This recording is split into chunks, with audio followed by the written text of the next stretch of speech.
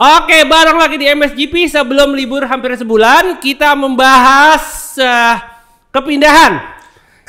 Mr. Boss Membahas banyak sekali Satar karena ini skenario itu udah terjadi dan animo pembalap bisa berubah semua. Waduh.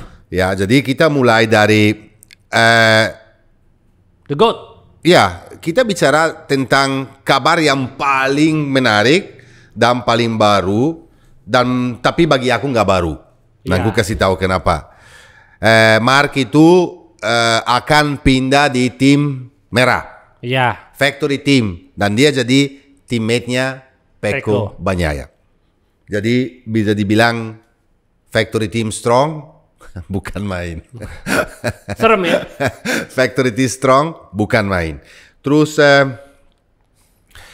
sebetulnya pilihan ini berat. Bukan, udah dilakukan tahun lalu. Kamu ingat nggak waktu kita bicara soal Mark pindah ke Gresini? Ya. Mark tiba-tiba putus kontrak sama Honda untuk balap di tim Gresini. Itu kan sering banget dia bicara sama Dellinya. Dan kita udah pernah bahas tahun lalu bahwa itu udah ada dealnya antara mereka. Cuman dengan satu hal penting. Mark itu harus tunjukin kepada diri sendiri dan tunjukin kepada Gigi Dellinya bahwa dia masih pembalap top.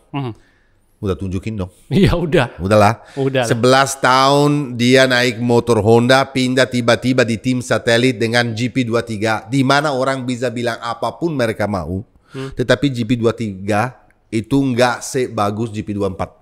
Dan lebih bagus daripada motor lain, tapi dibanding GP24 itu normal. Ya. Normal. Kenapa normal?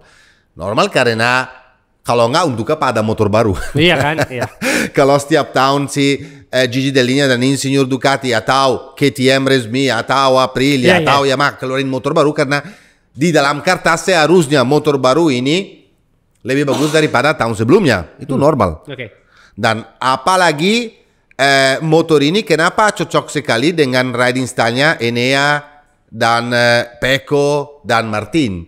Karena mereka yang develop motor ini tahun sebelumnya dari GP23, mereka udah kasih tahu kepada tim apa yang harus diimprove. Kalau kamu ingat awal-awal season lalu, Pecco Bagnaia sama PSB, apalagi Bestia, nah Martin semuanya struggle membawa motor ini dan sering jatuh. Jadi mereka membawa informasi yang cukup signifikan dan penting kepada tim Ducati untuk mendevelop motor yang lebih bagus daripada ini. Dan justru GP24 kelihatan banget di Mugello kemarin bahwa memang lebih bagus. Jadi apa namanya dealnya sama Dellinya udah dari tahun lalu. Mark perform, Dellinya confirm. Aku kan ini sudah tahu.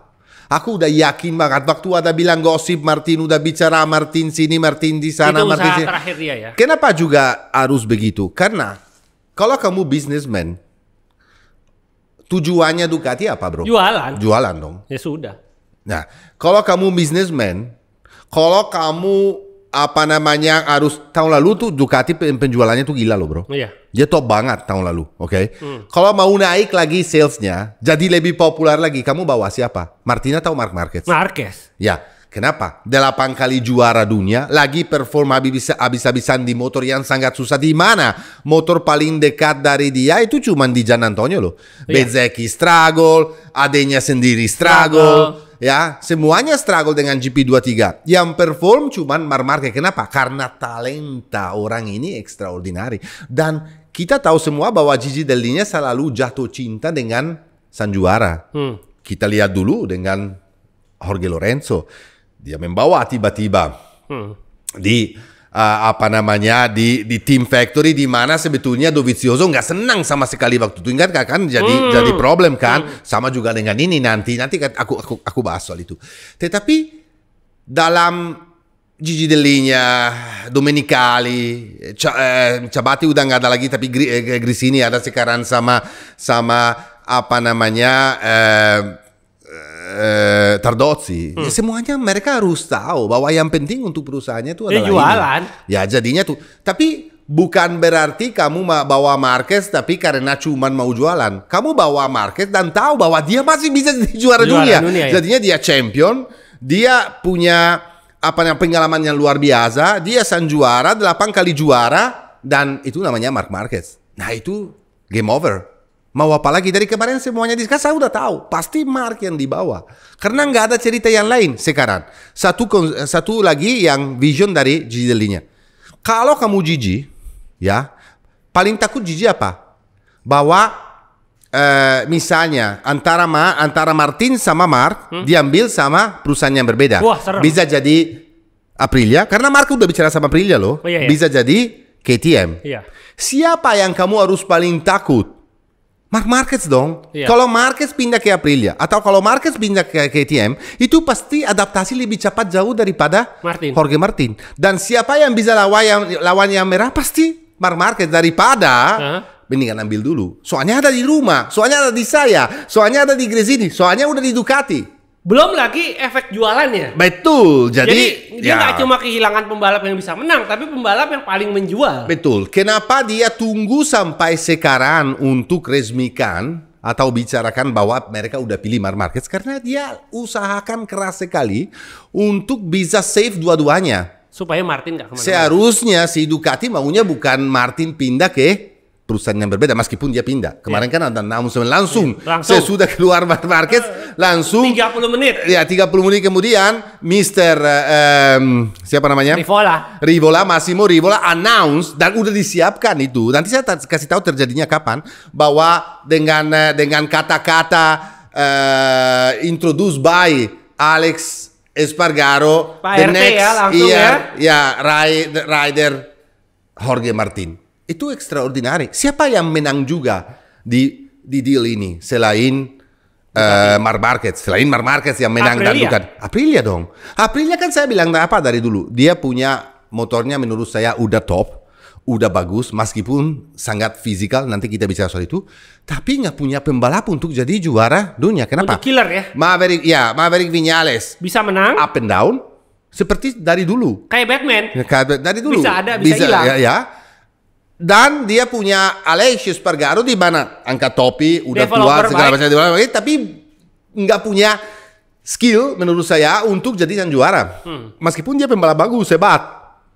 Ya, jadi sekarang dengan Jorge Martin, nah ini puncak. Jorge Martin dibayar mahal, pasti.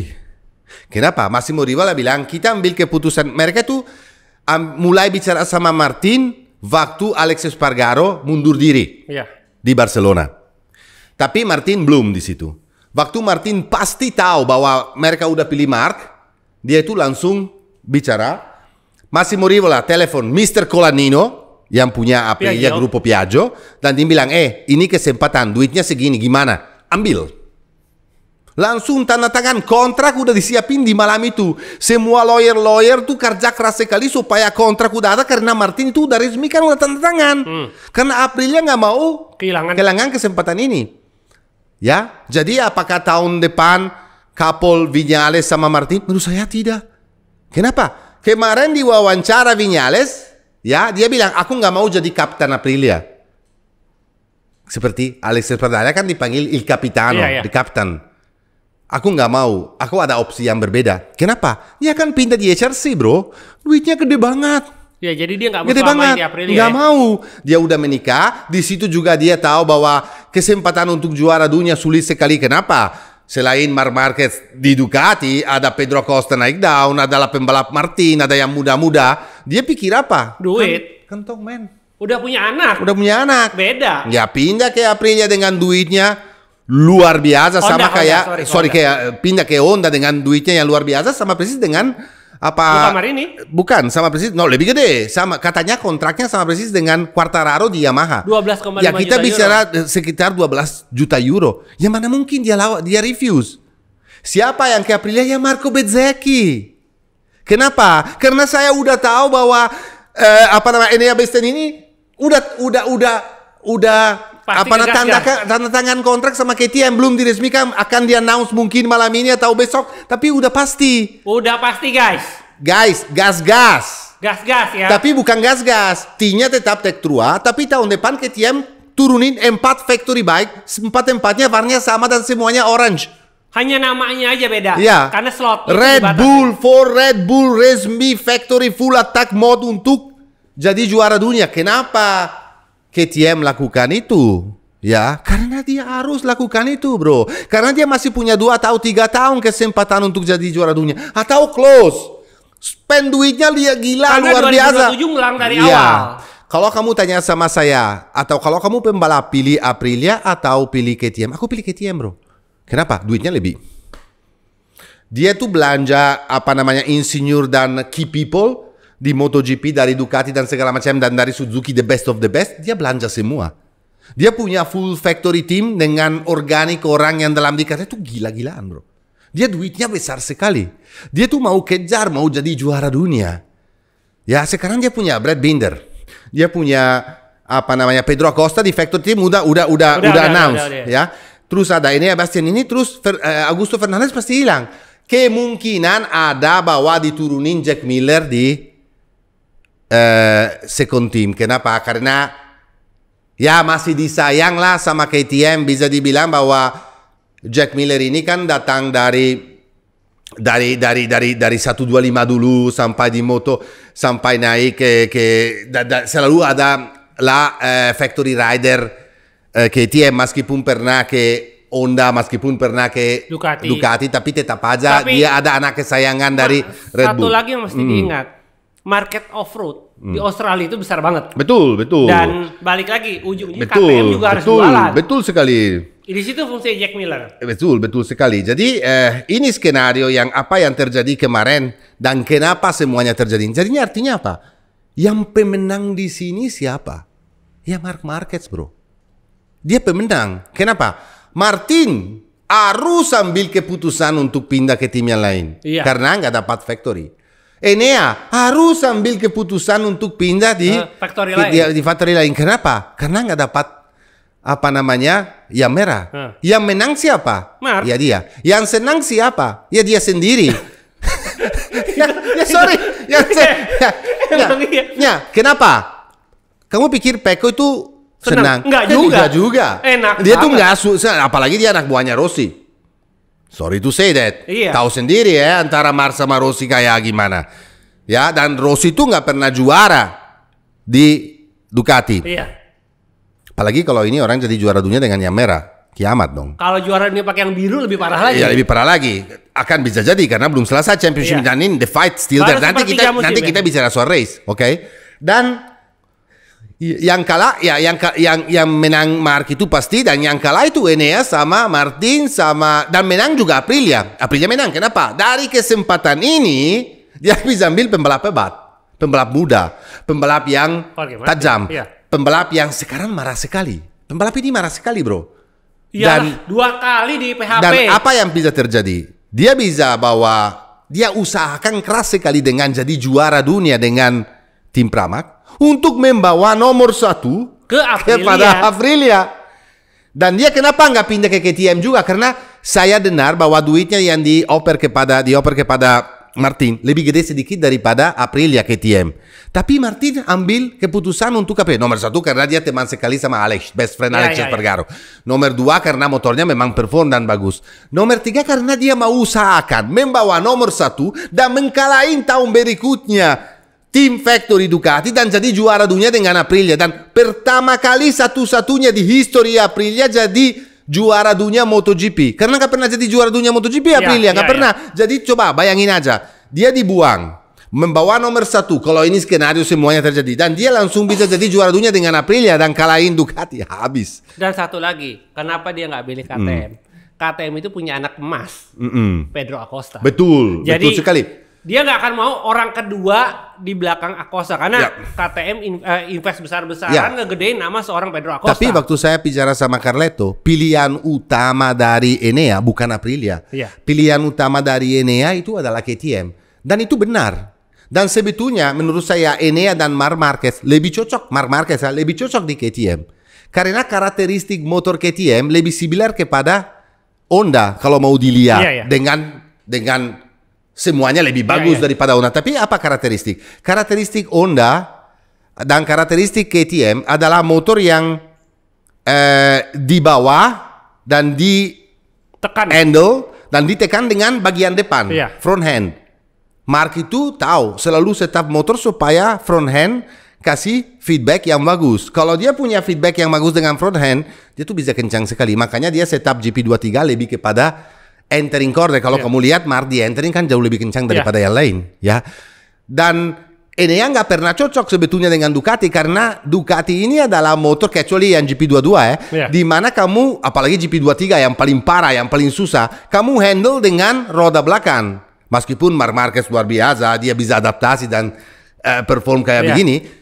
Tapi ini motor KTM menurut saya cocok sekali dengan Enea. Dan Enea itu punya biji besar. Dia nggak peduli ada Pedro Acosta, nggak peduli ada Brad Binder, nggak peduli ada siapapun jadi teammate-nya dia. Tapi dia pilih KTM. Dan KTM mau dia. Kenapa? Karena kalau dibilang Enea nggak bagus ya salah besar. Gila, jago kemarin banget. aja kita lihat.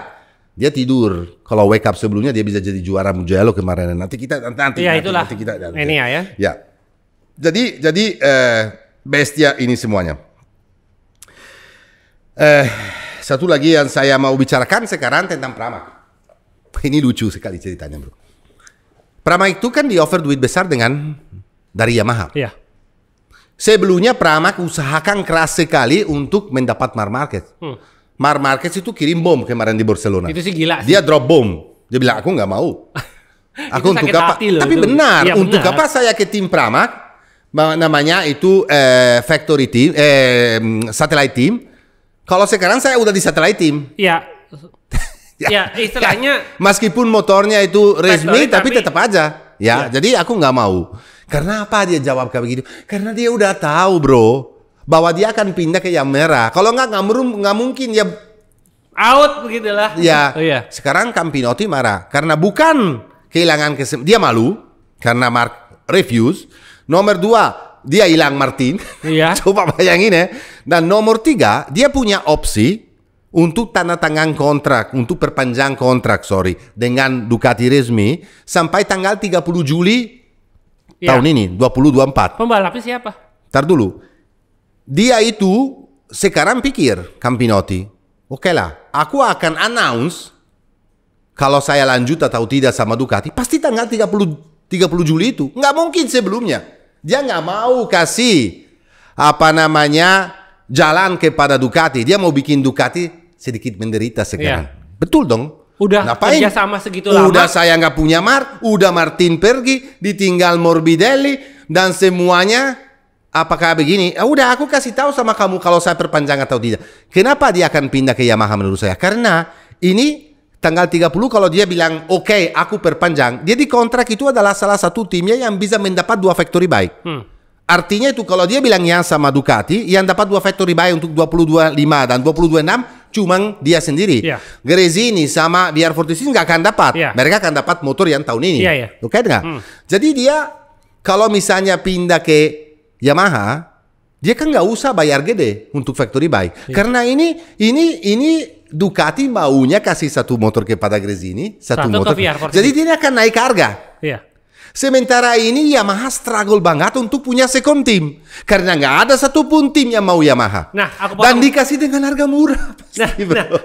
Aku potong sebentar. Ya, silakan. Jadi gini, pada saat ini, jadi subuh ini, aku chat sama Om Botak, Carlo Merlini.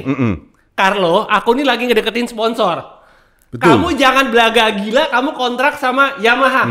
Enggak, Satat. Ini sponsor kabur semua, kamu pakai Yamaha. Enggak. Aku sayang sama sponsor aku, dia bilang. Ya, betul. Jadi, tapi Gresini udah tanda tangan sampai 2025, udah resmi. Dia udah tanda tangan sama Ducati. Udah resmi itu. Federal, Bolt, Antanin, udah tanda tangan. Yang belum tanda tangan tapi pasti akan tanda tangan itu adalah VR46 pasti dan satu lagi Pramac. Tapi Pramac sekarang kalau saya Campinotti juga, sakit hati saya bilang lo akan naik harga. Aku harus dapat 2 factory dengan harga tinggi. Dengan rider siapa? Aldeguer pasti. Iya, Firman. Aldeguer. Sama satunya lagi ya bisa ambil satu pembalap dari, nanti kita bicara soal ini, bisa ambil pembalap dari Moto2 atau tetap perpanjang sama Morbidelli. Karena Morbidelli lagi pelan-pelan naik down. Jadi dan nggak mahal. Ya, murah banget Morbidelli. Jadi gini, bro.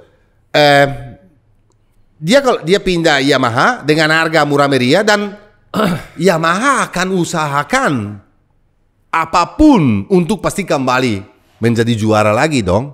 Jadi menurut saya si Paolo Campinotti akan ambil keputusan ini. Tapi apa yang jadi terbagus daripada semua ini menurut saya? Bahwa championship depan itu adalah lebih menarik karena pembalap yang top dibagi-bagi. Oh iya. Kalau sekarang pembalap top bisa dibilang semuanya ada di Ducati. Kalau tahun depan enggak, Enea ada di KTM sama Binder sama Acosta. Terus bisa dibilang di tim merah ada Pecco sama apa namanya? Marquez. Di tim hitam Aprilia adalah Martin sama Bezzecchi. Jadi mendistribusi pembalap itu yang paling bagus itu jadi rata-rata kepada semua tim. Jadinya championship tahun depan pasti lebih menarik. Apa yang saya nggak setuju dan saya nggak senang bro? Bahwa sebetulnya kita lebih banyak buang waktu bicara tahun depan daripada lihat championship tahun ini sendiri. Jadi sedikit seperti MotoGP. Orang lebih menarik dan lebih interesting dengan gosip pembalap, dengan gosip daripada gosip apapun daripada balapnya sendiri. Itu yang saya bikin sedih karena saya kan mantan pembalap dan saya itu penggemar motor. Jadi tapi memang tapi ambil sisi positifnya. Ya. Artinya udah seperti sepak bola. Orang transfer pembalap itu jadi menarik yang betul. Tanpa ada balapan juga orang tetap tertarik dengan MotoGP. Betul. Sekarang kita bicara Prama, kita bicara sedikit tentang tim Gresini. Oke, bro. Guys, tenang. Oke lah, kalau tim Gresini itu sebetulnya tahu bahwa Mark ini adalah seperti kado turun dari atas, dapat durian dari Tuhan, diturun dan dikasih sebentar. Kalau tim Gresini berharap dia bisa tahan Mark selama-lamanya, mustahil. Saya rasa juga Mr. Carlo Merlini dan Nadia Padovani nggak punya. Dia cuman berharap bahwa tahun ini dan bisa terjadi Marc Marquez jadi juara dunia. Dengan lakukan itu ya semuanya senang karena Marc Marquez jadi juara dunia, dia sendiri senang. Tim Gresini dapat sesuatu yang extraordinary untuk hal marun dan itu nomor 1 dibawa ke tim merah lagi. Iya udah. Semuanya jadi semua. Jadi siapa yang bisa jadi pembalap Gresini? Kalau menurut saya tetap Alex Marquez.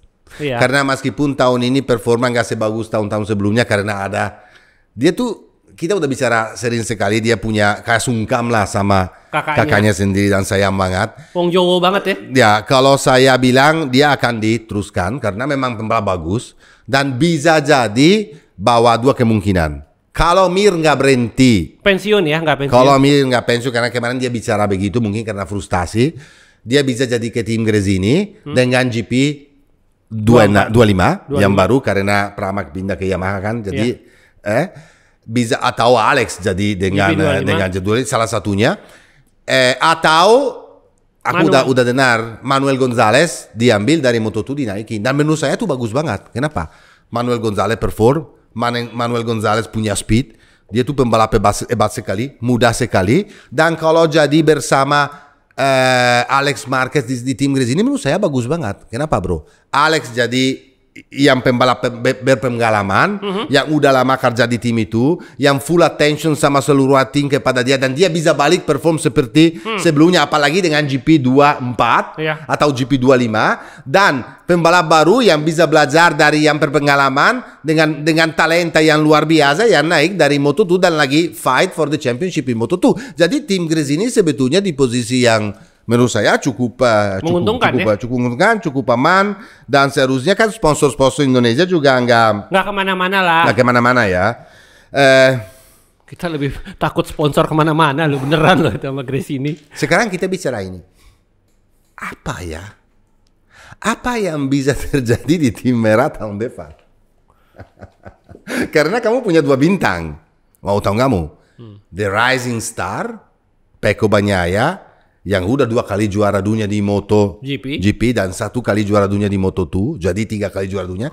Dengan The All Star, bukan old, All Star. All Star, ALL. Dengan All Star, Marc Marquez yang 8 kali juara dunia. Pasti satu bro, timnya kuat sekali. Susahnya apa? Menghandle pembalap dua ini.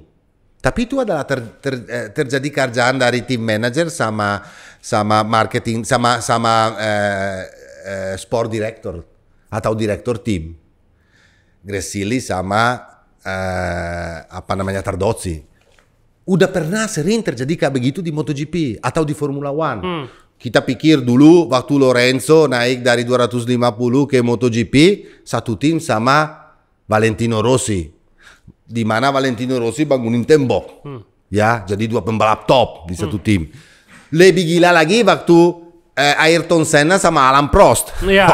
Itu apalagi dua-duanya satu sama yang lain benci satu sama yang lain. Memang benci bener ya. Belum lagi Lorenzo sama Dovizioso di Ducati sendiri. Artinya saya rasa bisa di-handle karena Mark ini jadi lebih bijaksana. Dan Mark ini adalah biasa pembalap yang menghancurkan dia punya teammate. Itu dia, itu udah terjadi berkali-kali. Berkali-kali. Tapi di sini beda situasinya. Dia akan naik di tim di mana raja untuk sementara ini adalah Pecco Bagnaia. Mau tahu nggak mau. Dia sudah lebih lama. Mau tahu nggak mau. Udah mana? Dia tahu motornya, dia develop motor. Dia dari 200 dari Moto2 dinaikin sama Ducati, kontrak langsung ditaruh di Pramac dulu. Dia jadi pengalaman. Dia udah 6 tahun di situ. Ya. Jadi, tapi bedanya antara contohnya Lorenzo dan Bagnaia Mark itu apa? Waktu itu Yamaha ambil pembalap baru karena Rossi udah berumur. Kali ini Ducati ambil pembalap lama untuk ganti pembalap yang baru seperti Martin yang juga diambil sama Ducati dari Moto2 untuk naikin ke Pramac Team dulu, dari Pramac Team dibawa. Nggak pernah dibawa sih, tapi rencananya mau dibawa dan itu lebih logical dilakukan sebetulnya. Kalau kita lihat filosofi dari Ducati dulu, selalu mengambil pembalap muda untuk naik down. Tapi ini nggak bisa dilawan dan nggak bisa lanjutkan. Karena apa? Karena seorang namanya Marc Marquez 8 kali juara dunia mau jadi factory rider Ducati. Untuk alasan semuanya yang kita udah bicarakan tadi. Nggak bisa. Ya, jadinya ini adalah sesuatu yang saya rasa bahwa Ducati punya pengalaman yang cukup yang cukup signifikan dan pengalaman yang cukup dewasa untuk menghandle dua pembalap seperti Pecco dan Marc Marquez untuk tahun depan. Satu lagi yang saya mau bicarakan adalah aku bikin sedikit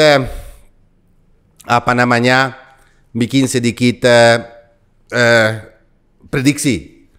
Ada prediksi, ada tidak ya, ada yang udah confirm soal tim-tim resmi tahun depan. Kalau di Aprilia Martin sama Bez, menurut saya ini Martin udah confirm, Bez belum. Nomor factory Ducati udah tahu, Bagnaia sama Mark. KTM Binder sama Costa udah confirm. KTM yang kedua atau Tech Trua Bestia sama Miller menurut saya ya. Bestianya confirm. Bestia confirm. VR46 Dija sama Aldeguer dengan motor GP25 sorry. 25 ya. Terus di Gresini Alex sama Gonzales atau bisa jadi Mir atau Morbidelli juga bisa. Salah satu lagi yang saya masukin di situ. Terus kecil, untuk di Yamaha menurut saya Yamaha yang resmi tetap Rins sama Quartararo ya. Kalau di Yamaha Pramac menurut saya ya ambil satu pembalap muda dari Moto2. Siapa pembalap ini? Bisa jadi Lopez.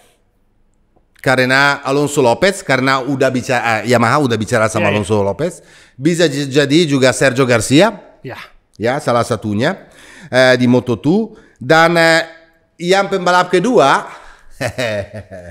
bisa jadi Iannone.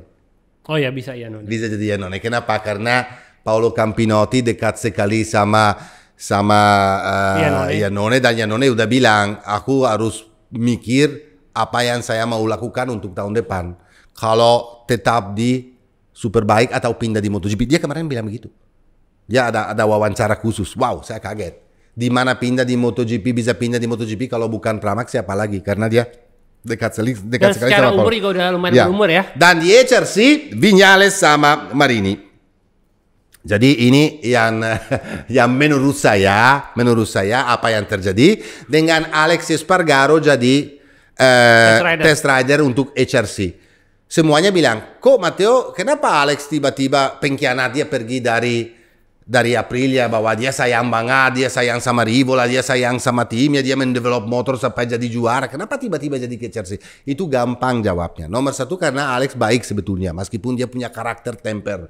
Tapi dia dekat sekali sama your favorite rider, namanya Savadori. Dan dia nggak mau ambil jatah kerja Savadori. Dan Aprilia nggak punya duit untuk bayar orang se Alex Espargaro atau samain duitnya yang HRC bisa kasih ke Alex untuk jadi tester, atau nggak bisa juga membayar 2 tester seperti Savadori dan Alex. Jadi dengan baik karena Alex sudah bantu banyak Aprilia untuk membawa Martin juga, Aprilia kasih kesempatan untuk jadi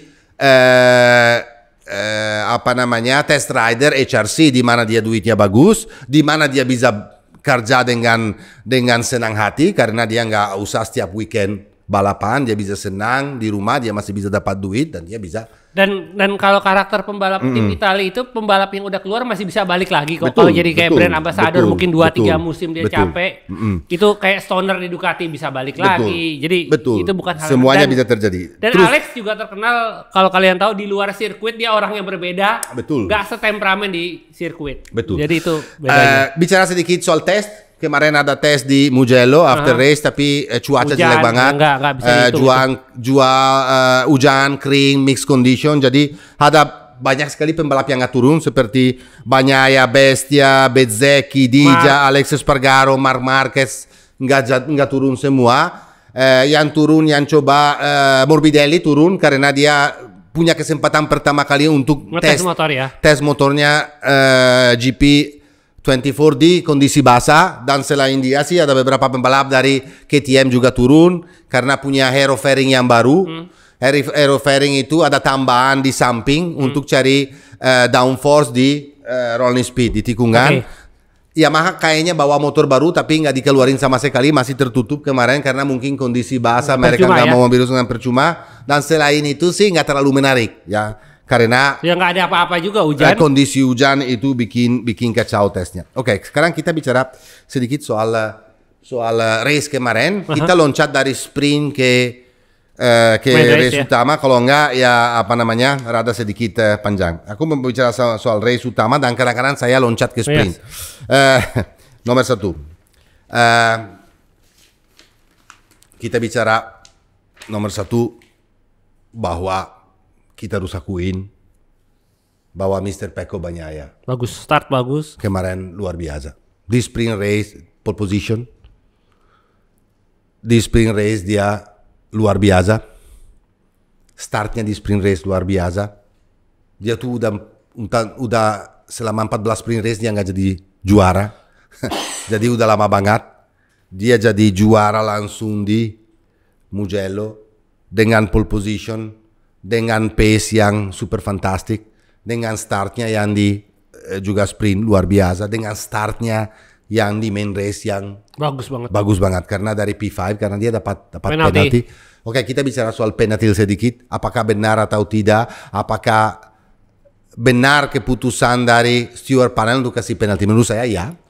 Karena itu Alex Marquez lagi datangnya kencang sekali dan dia lagi mengusahakan keras untuk dapat waktunya dan Pecco ada di situ dan pelan sekali, hampir ditabrak sama Alex di mana dia goyang-goyang sampai harus keluar dari line. Terus orang bilang kenapa Marc Marquez nggak dikasih penalti waktu dia lakukan hal yang sama dengan Pedro Acosta? Ada bedanya. Kalau Marc sama Pedro waktu itu baru keluar dari pit untuk launching lap pertama.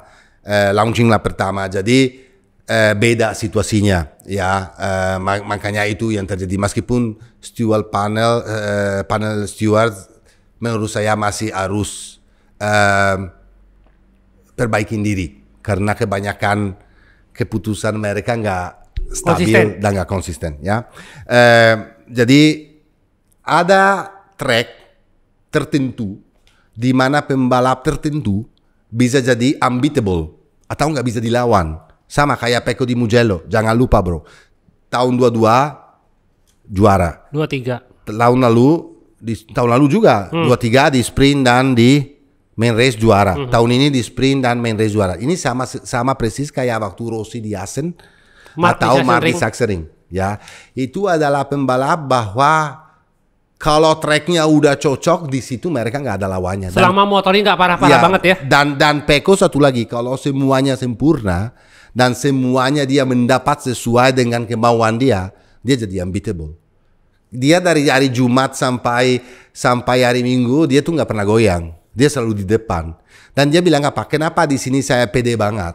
Karena aku mendapat energi dari penonton. Karena penonton semuanya di Mugello bisa dibilang adalah fansnya Rossi dulu dan fansnya Pecco Bagnaia sekarang, dan dia itu perform yang luar biasa. Kalau kamu tanya sama aku bahwa ada bedanya antara GP23 sama GP24, ada. Dan kemarin di Mugello kelihatan banget. Yeah. Aku pernah bilang ini, bahwa awal race atau 6 race pertama itu GP24 atau motor Ducati yang baru, factory bike kan perlu development. Karena kalau baru kan nggak pernah 100%. Tapi dari season ke atas, pertengahan season ke atas, pasti mereka developnya lebih kencang dan lebih bagus. Dan kelihatan banget kemarin bahwa mereka itu top banget. Kalau Marc Marquez bisa selesai di posisi 4, cuma karena namanya Marc Marquez. Kalau kamu lihat GP23 yang lain jauh sekali. Di Gian Antonio dapat P7 dengan 8 sekon dari Marc dan 10 sekon dari Pecco. Lebih parah lagi Bez, dia dapat 20 sekon dari Pecco, 18 sekon dari Marc dan 10 sekon dari teammate sendiri. Ya, itu adalah memang situasi dari GP23 ini.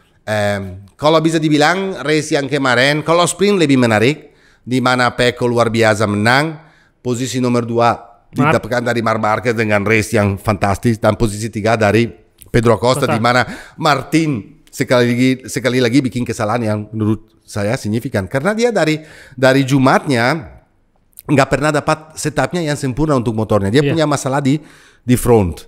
Ya, kalau di Mugello adalah track tipikal di mana rear tire nggak begitu habis, tapi justru yang di depan masalahnya gripnya. Jadi kenapa? Mereka pakai compound yang soft gripnya banyak, tapi mendorong roda depan. Jadinya kan selalu push out. Dan Michelin kamu tahu sendiri, dia tuh nggak pernah kasih warning. Begitu hilang. Hilang. Jadinya dari kemarin dia punya itu, dia nggak dapat feeling dengan bagian depan. Di sprint race sudah bagus, seharusnya kan udah tahu Marc lagi naik, Marc lagi dorong, dia tuh sedikit paksa late break di San Donato, tikungan pertama, dan dia out of the line dan low side. Seharusnya di situ sabar, biarin aja Marc lewat. You are fighting for the championship, poinnya tuh weekend ini kalau belum dapat setupnya harus main defensif sedikit. Tapi aku bisa mengerti dia juga karena udah tahu sebetulnya apa yang terjadi, bahwa dia nggak akan diambil sama Red Bike, sama Red Factory, dan dia mungkin udah jadi sedikit mental, sedikit kacau dan sedih, dan saya bisa mengerti dia jatuh. Pedro Acosta luar biasa seperti biasa karena dia bisa dibilang rookie, dan kenapa saya angkat topik karena dia selalu selesai di depan KTM yang lain di mana mereka punya pengalaman. Balik lagi ke race utama. Kenapa kelihatan bedanya antara GP24 dan GP23? Kelihatan banget di mana Marc itu sebetulnya di tikungan ke kiri dia selalu lebih kencang daripada pembalap semuanya. Itu kan sesuatu yang punya dari dulu. Tahu kan dia tuh best on. Ada pembalap yang lebih suka belok kanan, ada pembalap yang lebih suka belok kiri. Tapi dia tuh selalu best di kiri. Di San Donato, di Bucine, itu adalah tikungan terakhir sebelum lurusnya yang panjang 1,1 km. Dia itu punya kelebihan, dan kalau kalian perhatikan kemarin di race, dia tuh di tikungan kiri itu bisa mendekati Enea sampai dekat banget. Tapi setiap kali dia keluar di lurusnya, ya jauh. Dia udah di slipstream sebetulnya, tapi nggak bisa gain, nggak bisa dapat kecepatan, nggak bisa dapat speed, dan GP24 selalu jauh atau posisi sama. Ya, di situ kelihatan. Tapi dia lakukan sesuatu extraordinary. Sebetulnya race kemarin sedikit membosankan. Iya, memang. Membosankan. Tapi sampai 4 lap terakhir ada cuma 4 segmen di mana kita bisa enjoy. Start, karena startnya dari Pecco luar biasa. Dia tuh dari luar, cut di dalam Viñales, dan dia tuh overtake Martin sebelum S2. Itu sesuatu extraordinary. Itu nikmati. Yang kedua, overtake-nya Marc Marquez. Kenapa? Karena dia datang dari jauh, dari belakang, dia release brake, dia samperin Enea dan brake lagi untuk masuk. Itu cuman sang juara bisa lakukan itu di San Donato. Fantastik. Nomor ketiga adalah waktu Enea overtake Marc. Bangun tidur dia. Ya, bangun tidur, overtake-nya bagus banget. Smooth banget. Dan selain itu waktu Enea overtake Martin. Ada sesuatu yang saya mau jelaskan. Kalau Enea bangun sedikit sebelumnya, lebih agresif di awal ya? Sedikit, no di awal-awal, tapi di pertengahan race itu dia pasti bisa jadi juara. Karena satu lap lagi Pecco dimakan. Karena dia punya speednya dan dia punya bannya itu lebih terkenal bagus. Dari dulu. Marc bilang waktu dia overtake saya, aku nggak bisa kejar lagi. Aku mengerti bahwa dia punya lebih dan aku give up dan saya senang dengan P4. Mental juara, nggak maksa. It's okay lah, you go lah. Aku di lap-lap terakhir ini udah nggak punya lebih dari begini.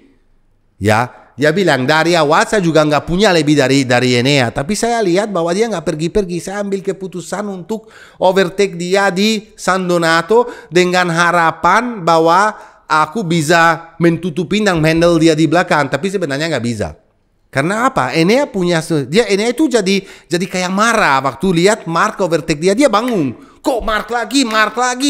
Aku harus overtake dan di situ dia mengerti dia sampai dekatin Martin. Itu yang lucunya bahwa Martin bilang ini rookie mistake dari saya karena saya kira Enea masih jauh karena dia lihat beberapa tikungan sebelumnya dia di 0.8. Aku pikir dia jauh dan aku santai. Itu sorry to say bro, itu gombal. Itu nggak mungkin karena Enea sebelum Bucine itu udah dekat sekali di SS. Itu kedengaran suara. Aku pernah balap juga. Kalau kamu ada motor dekat, kamu tahu nggak mungkin itu. Dia itu dan kenapa kelihatan? Karena dia tahu Enea dekat dan apa yang Martin lakukan? Very late break di Bucine. Late break itu dia jadinya lebar dan dia pikir udah nggak mungkin masuk. Tapi karena Enea punya ban, karena Enea punya biji besar kemarin, dia juga late break, tapi dia release breaknya tuh lebih cepat dan dapat line dalam tanpa goyang dan open throttle lebih cepat daripada Martin dan keluar di depan. Itu bukan rookie mistake. Itu memang Enea lebih bagus dan dia lakukan overtake terakhir manual overtake seperti di buku manual bro. Buku manual racing sekarang ditulis Enea Bastianini di Bucine. Block pass bukan block pass itu karena itu nggak block juga ya? Nggak block juga karena kan lebar. Block pass itu waktu Marc di Bastianini, waktu Bestia di Marc itu namanya block pass. Itu enggak sih, tapi itu enggak. Ya maksud jadi kalau Martin bilang kesalahan saya, ya menurut saya enggak. Itu kelebihan dari Enea kemarin. Dia nggak salah apa-apa, Martin nggak salah apa-apa. Satu lagi yang saya mau bicara ya tentang Aprilia kemarin juga performance bisa dibilang jelek. Oke lah di waktu di race, waktu di kualifikasi Maverick Viñales bisa P3, tapi waktu di race selalu drop, selalu di belakang. Tapi aku mau cerita sesuatu yang sebetulnya aku kemarin dengar wawancara Marco Melandri, ya. Macho tuh ada di track kemarin, bagus banget dia ada satu poin yang menurut saya setuju sekali sama dia. Waktu selesai race dia lihat Alex Espargaro capek banget, kayak benar-benar capek banget, dan dia bilang lihat Alex kayak begitu saya kaget. Kenapa? Dia tuh pembalap paling fit loh. Ya, kamu tahu fitnya Alex tuh luar biasa. Dia tuh pembalap dia bisa dibilang hampir pro bicycle racer loh. Terus jadinya aku samperin, saya tanya, Alex kenapa kamu capek banget? Wah gila loh motor ini bro, sangat physical. Apalagi di sini. Kamu tahu nggak? Lihat kan, kalau Aprilia di braking atau entering, dia tuh diam banget. Dibanding Ducati, bahwa apalagi kamu lihat Pecco Bagnaia di brake-nya bisa sering angkat roda belakang, Martin juga, Marc juga goyang-goyang sebelum masuk. Kalau kamu lihat Viñales sama Alex biasanya kamu dan kencang sekali. Dia bilang untuk lakukan dia punya aerodinamik itu luar biasa, tapi downforce-nya banyak sekali. Jadi motornya berat. Jadi berat banget untuk dibawa. Apalagi di Mugello di mana ada a lot of changing of direction, di mana dia jadi capek sekali ya. Mungkin berharap bahwa karena Jorge Martin lebih muda dan Jorge Martin kamu tahu nggak punya kekuatan dan fisik dan lebih kecil, bisa berharap bahwa tahun depan misalnya bisa perform lebih bagus. Kita angkat topik juga sedikit kepada Franco Morbidelli lah, di mana di sprint race selesai P4, di main race selesai P6, minimal dia lagi naik. Posisi nomor 7 di Gian Antonio. Kalau di quali harus improve di kualifikasi, menurut saya Dija. Kenapa? Karena di quali dia selalu rada-rada di belakang. Tapi kalau kita bicara di race, Fabio selalu extraordinary. Dia selalu bisa dibilang dia selalu kalahin teammate-nya sendiri. Jauh loh poinnya. Jauh sekali. Jadi dan Fabio Dija juga di sprint race kemarin dapat P7. P6 di race, P7. Jadi top sekali. Yang bikin kecewa sedikit biasa Alex Marquez ke-9.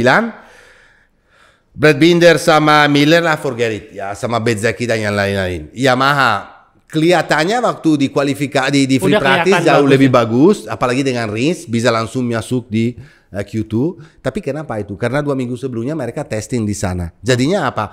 Waktu mereka turun di hari Jumatnya itu udah ketemu setupnya yang dimana perlu yang lainnya belum ada. Tetapi hari Sabtunya aja udah hilang dua-duanya dan di race-nya itu forget it. Ngomong-ngomong Trackhouse itu gimana sih nasibnya tahun depan? Itu banyak sekali yang nanya karena dia dari Amerika, tim Amerika. Pembalapnya siapa tahun depan mau gimana? Kalau menurut saya gini, kalau kita bisa analisa performa dari dua pembalap. Kalau Raul Fernandez lagi naik down. Jangan lupa bahwa Raul Fernandez masih pakai motor yang lama. Dan katanya dari next race di Asen akan pakai Aprilia yang GP20 yang 24 RS24. Tapi saya nggak tahu kalau akan terjadi, tapi janjinya begitu. Tapi saya lihat terakhir ini performa dari Raul itu meningkat lah, dan dia punya skill. Kita tahu sendiri waktu di Moto2 dia kayak apa. Jadi menurut saya dia punya talenta. Kalau Oliveira sejak dia menikah dengan step sister sorry keluar. Beda bapak, beda ibu. Aman. Sorry, saya minum dulu. Aku juga capek di bicaranya. 69 Coffee ya. Semoga Darius ngasih gojok lagi buat Venom. Jadi Oliveira itu performa itu kurang sekali. Bisa aja diganti Joe Roberts. Karena Joe Roberts langsung kita bicara Moto2.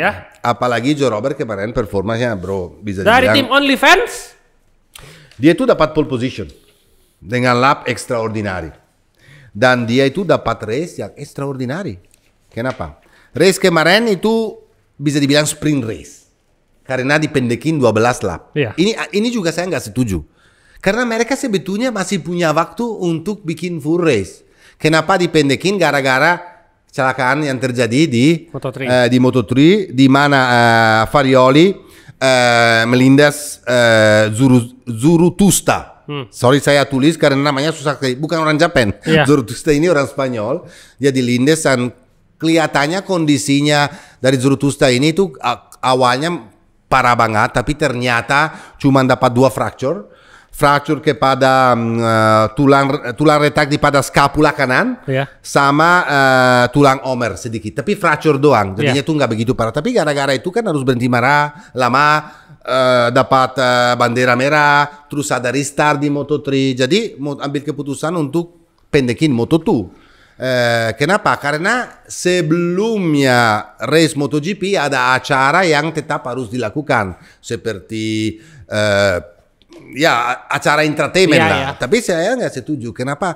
Balik lagi terakhir ini di Formula 1 dan di MotoGP itu juga atau balapan motor itu lebih penting seremoni ya. Seremoni atau apapun daripada balap sendiri. Ya orang penggemar seperti saya atau seperti kamu, kita nggak begitu peduli dengan seremoni. Kita peduli dengan apa race-nya dan apa yang terjadi. Tapi ya udahlah, apa terjadi. Jadi untuk Roberts itu kesempatan besar. Kenapa bro? Sebetulnya karena Kalex, kita bicara Kalex sama Boscoscuro, dua chassis yang berbeda. Iya.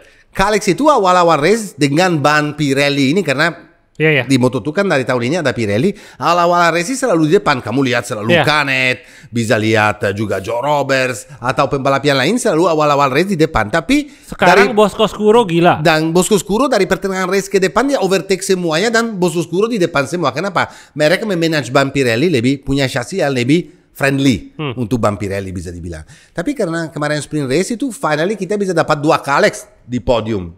Selain Boscoscuro di urutan 3 dengan Lopez. Nomor 1 Joe Roberts, nomor 2 Manuel Gonzalez pembalap Gresini di mana ya. Jadi sebetulnya talenta dari Joe Roberts ini selalu ada dari dulu. Dia terakhir menang 2 tahun yang lalu sebetulnya kalau kamu ingat. Dia itu lama di Italtrans ya. Tapi sejak di Italtrans balik lagi ke Team America karena awalnya kan mulai dari Team America. Di Team America bagus banget, pindah ke Italtrans di mana kita berpikir bahwa step up-nya pasti bagus karena Italtrans sebelum dia pindah kan jadi juara dunia dengan Bastianini. Ya, jadi tapi ternyata nggak bisa. Waktu balik di sini dan ada John Hopkins jadi team manager, confidence dari Joe Roberts balik lagi dan Hopkins bilang, aku nggak lakukan apapun karena talenta dari Roberts ini selalu ada. Aku cuman kerjain mental supaya dia tahu bahwa dia sebetulnya punya talenta. Masalahnya dia punya talenta tapi dia nggak tahu. Dengan kerjaan ekstra untuk mental itu sekarang bisa every weekend dia fight for podium. Dan kemarin race-nya luar biasa. Terakhir waktu dia turun di posisi 4 dia bisa overtake semuanya lagi dengan overtake di Arrabbiata yang crazy bro. Bisa dibilang dia crazy, dia punya speed, dia punya pace kemarin. Dan kita angkat topi. Kamu tanya lagi, balik lagi, apakah bisa dia ke trackhouse? Bisa banget. Bisa nomor banget. 1 karena di-push. Iyalah, yang punya trackhouse itu kan adalah American people. Liberty Media Amerika juga. NASCAR duitnya di sana, jadinya Liberty Media juga Amerika. Dan mereka perlu pembalap Amerika. Dan sekarang ini menurut saya Joe punya talenta untuk naik kelas. Ogura gimana nasibnya? Ogura takut. Menurut saya takut naik bro. Dia malah takut naik kelas ya? Naik kelas karena dia pikir kalau saya naik kelas dapat Honda kayak begini, kecuali dia punya offer yang berbeda, tapi sulit. Dia orang Jepang, jangan lupa. Orang Jepang selalu sungkan banget. Sampai sama atasan aja dia nggak mau ganti sampai di atasan. Sampai atasan. Kenapa dia sungkan? Karena kan dia orang Jepang sendiri. Masa dia lawan Honda? Di mana sementara dari kecil yang kasih duit untuk balap siapa? Beda dengan yang satunya lagi. Tatsuki Suzuki. Iya, beda. Itu beda sendiri. Dia karena dia pindah di Italia dari Eropa itu. Ya, dia tuh pindah dari zaman dulu. Dari kecil. Jadi kalau saya bilang kalau tahun dia salah satu calon juara dunia tahun ini. Dia cuma 23 nilai dari Sergio Garcia. Ya, he's fighting for the title. Dia udah pernah buang title. Buang loh. Dia buang. Karena dia udah bisa. Tapi kayaknya dia takut untuk naik kelas. Kalau sekarang pembalap setalenta dia, karena menurut saya dia punya talenta. Umur baru 23. Ya, nggak mungkin kamu bisa jadi juara di Moto2 kalau kamu nggak punya talenta. Moto2 tuh pembalapnya setan semua. Oke? Kalau sekarang saya naik, saya harus pakai Honda. Biar Taka aja. Dia habis sebelum. Jadi sementara mungkin sampai musim 2026 Taka masih aman ya? Betul. Jadi Roberts ke 1, nomor 2 kemarin dari siapa namanya? Gresini. Manuel Gonzalez. Nomor 3 dari Lopez. Ya. Dengan Boscoscuro. Nomor 4 Garcia, nomor 5 Ogura. Sekarang Firman kenapa jadi begitu? Siapa? Jatuh lagi. Firman Aldeguer. Aldeguer. Satunya yang kita harus bicara tuh penting untuk Aldeguer. Aldeguer ini menurut saya dia tuh nggak beruntung juga, bro. Waktu di kualifikasi dia dari free practice punya pace-nya yang paling kencang, selalu di depan. Waktu di kualifikasi dia langsung masuk di Q2. Waktu di kualifikasi dia dapat stiff dia punya masalah di leher sampai dia nggak bisa belok-belok kepala, jadi dia nggak dapat green light dari medical track untuk turun. Dia nggak boleh turun. Jadinya dia nggak boleh turun di kualifikasi. Jadi dia harus start dari P18 bro. Ya, start dari belakang dan dia itu udah P11. Of course lah kalau kondisi kayak begitu dan you are fighting for the championship, dorongnya tuh lebih daripada seharusnya kan. Dia lagi pushing kayak really pushing very hard untuk comeback, bikin kesalahan. Dan apalagi sprint race cuma 12 lap. Push lagi. Bikin kesalahan, gubrak dia sekarang situasinya rada parah karena dia ketinggalan poin udah jauh sekali. Dia udah ketinggalan 59 poin dari Sergio Garcia, itu bukan main. 2,5 race karena ini beda. Kalau kita bicara ini beda karena ini nggak ada sprint race, ini cuma main race. Jadinya kan 59 poin lebih besar dibanding di MotoGP. Kenapa? Karena di MotoGP itu ada 2 race. Jadi sekarang Garcia leading dengan 122 poin, Roberts 7 nilai di bawah, Ogura 23 nilai dari Garcia, Lopez 43, Gonzalez Manuel 56 dan Aldeguer 59 poin. Sekarang kita pindah ke Moto3. Di mana fenomena David Alonso ini sebetulnya sih fenomena bro. Kenapa? Dari start pertama dia leading, start kedua juga leading. Dia tuh udah menang 5 kali di 7 race pertama dan dia leading championship dengan kelas yang sempurna. Kalau bisa dibilang harus hati-hati bilang ini adalah pembalap top.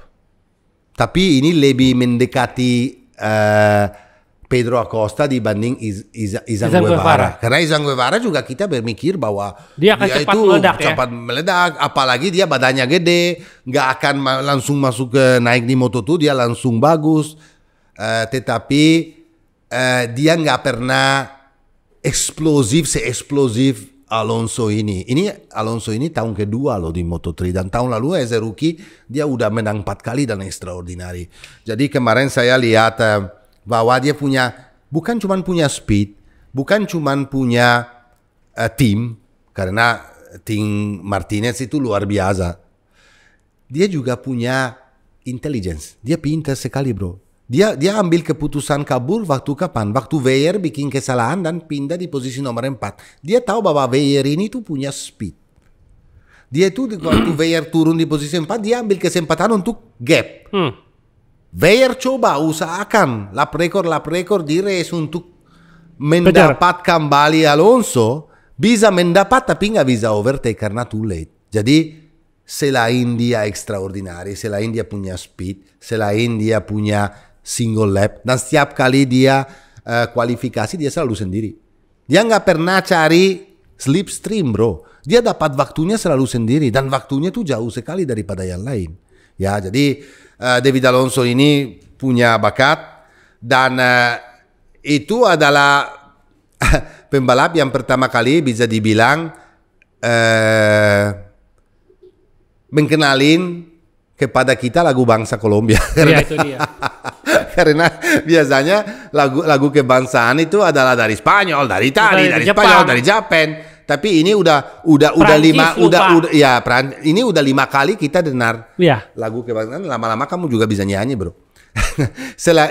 Dia sama seperti seorang namanya Verstappen yang mengenalkan kepada dunia lagu kebangsaan Belanda karena agak unik. Ada unik sekali ya jadu ya. Dan seorang Weyer itu juga pengen lakukan seperti Verstappen di Formula One karena Weyer sendiri adalah orang Belanda dan dia punya talenta juga, tapi dia kadang-kadang bikin kesalahan yang rookie bikin kesalahan anak muda ya wajar sih. Yang Alonso nggak lakukan dan Alonso ini makanya itu saya bilang dia punya kelebihan. Dan Yamanaka ini bro udah 5 season loh di Moto3.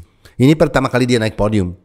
Meskipun tahun ini performa dia luar biasa, meskipun Yamanaka tahun ini benar-benar fighting di bagian depan dari grupnya Moto3, tetapi pertama kali naik podium dan sesuatu banget dia tetap harus mendorong karena fightnya untuk title itu tahun ini nggak gampang. Nomor 4 Furuzato, Munoz dan Ortola. Klasmen sementara, Alonso is leading in championship dengan 143 poin. Yang paling dekat adalah Olgado. Olgado step by step itu mundur ya. Kemarin juga dia bikin kesalahan, tapi sebetulnya menurut saya Stuart Panels lagi bikin kesalahan, kasih long lap penalty di mana sebetulnya dia nggak bikin kesalahan. Jadi dia masuknya terlalu agresif memang, tapi dia nggak tabrak Munoz. Tapi karena terlalu agresif dia harus rem banyak. Yang di belakang dia Rueda kaget, rem, jatuh dan tabrak Nepa. Stefano untuk itu, Nepa ya. Menurut saya itu race accident. Karena memang ada space-nya untuk masuk, tapi seperti biasa Panel Stewart ini suka-suka. Sekarang kita break, lumayan panjang, 4 lumayan minggu ya. lama, tetapi dan kita akan balik lagi untuk Assen. Ya. Apa yang kelebihan di Assen itu? Pasti Marc Marquez. Ya. Karena dia suka banget tracknya. Dan sesudah itu adalah Sassenring. Dan dia punya semangatnya luar biasa. Karena udah jadi factory team. Iya. Hati-hati Mr. Pecco dan yang lain-lain. Karena kalau Matteo bilang dia masih bisa jadi juara dunia, menurut saya masih bisa juara dunia. Dua seri ini krusial ya. Ya, dan selain itu juga Viñales. Karena dia suka banget track ini dan Aprilia cocok.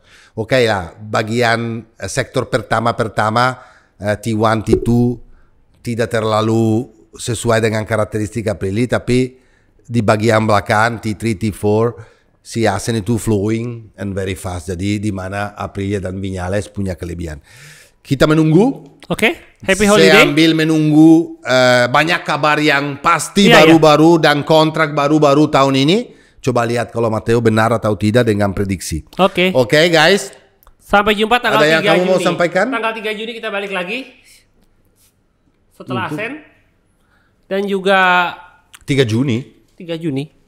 Kok 3 Balapan Juni? itu tanggal 3 Juli. Okay. Kita akan tayangkan lagi. Kalau sekarang kan 4 Juni. Iya. 3 Juli kita bantu satu hari kali ya. ya. Kita 3 Juli akan balik lagi karena balapan tanggal 30 Juni dan jangan lupa ini adalah pemenang. Ya. Quiz. Di sini ada di sini. 2 race lagi. Okay. Assen sama Sachsenring sebelum libur lagi. Libur lagi. 4 minggu. Jadi ada 2 libur. Gimana saya pulang kampung ya dulu ya. Dia pulang kampung, oke? Ya, ciao. Semoga diterima di sisinya. Dadah. Ciao.